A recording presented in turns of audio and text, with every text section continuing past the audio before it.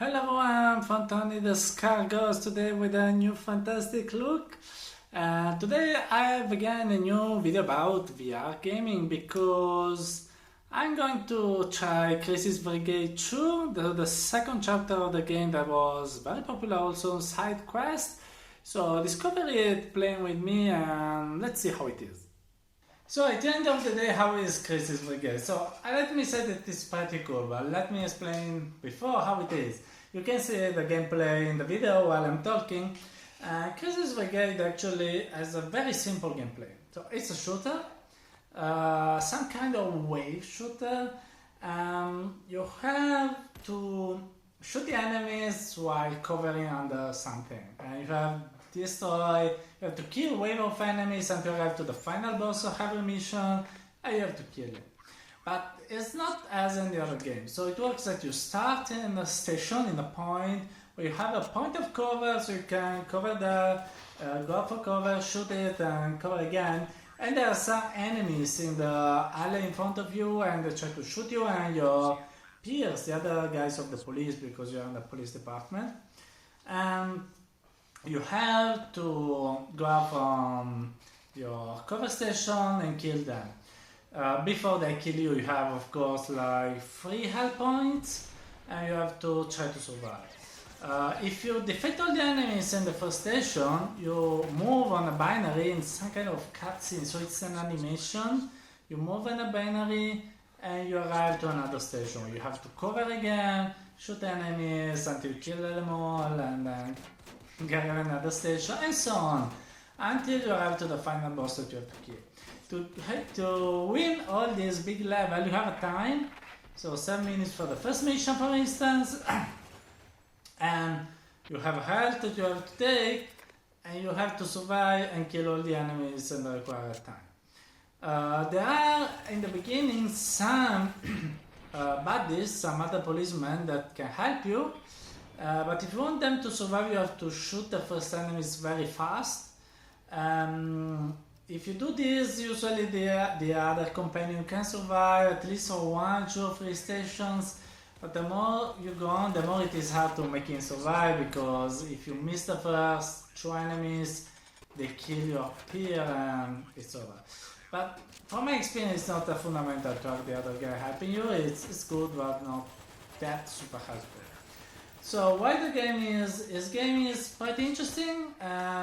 In the home of the game, you can buy some power-ups. Some will hold only for the session of the next session that you're going to play. So every enemy that you kill, you get some coins, and then you can spend these coins in the home environment of the game.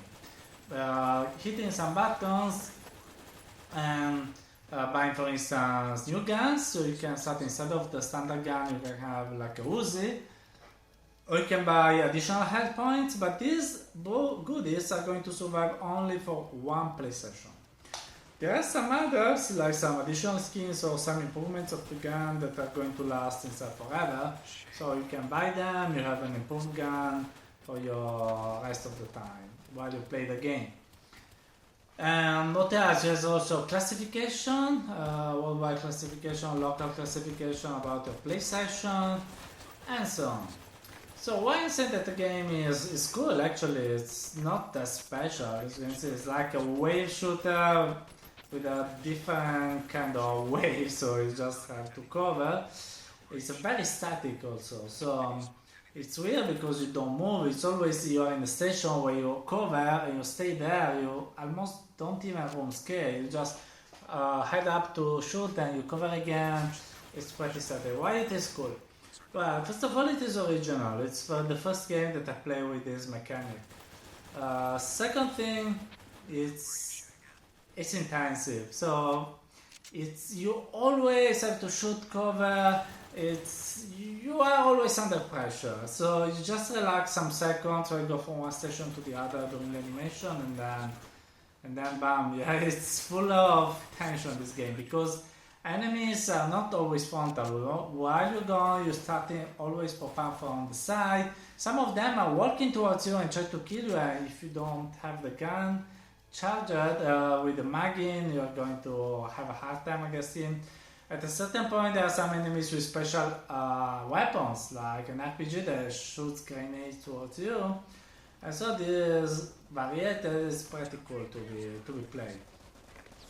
And also there are some bonuses, so there are some enemies when they die, they leave you some power-ups that you can loot, some, for instance, an additional life, or some special weapons. You can have 2 guns, you can have the Uzi, the big rifle, so it does also add some variation to the game.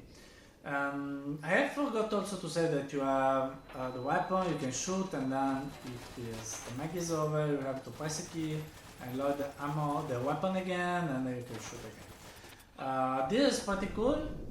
It's also quite realistic because, for instance, when you have the big weapons, the rifles, when you shoot they move a lot and it's not always easy to have the right aim, like in real life.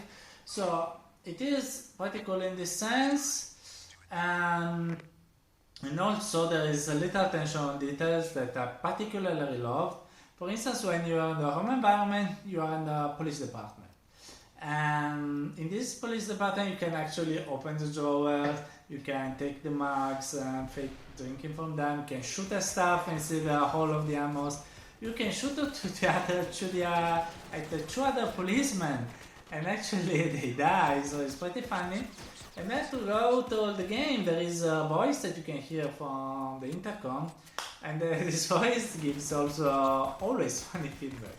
So when you reload too fast, or you have still half of the mag, but you reload the same, it says that you don't have to waste your ammo, even if the ammo is infinite for the gun. If you shoot a wall mag and you don't hit any enemy, it says like something like, "Hey, have you seen something that I'm not seeing?"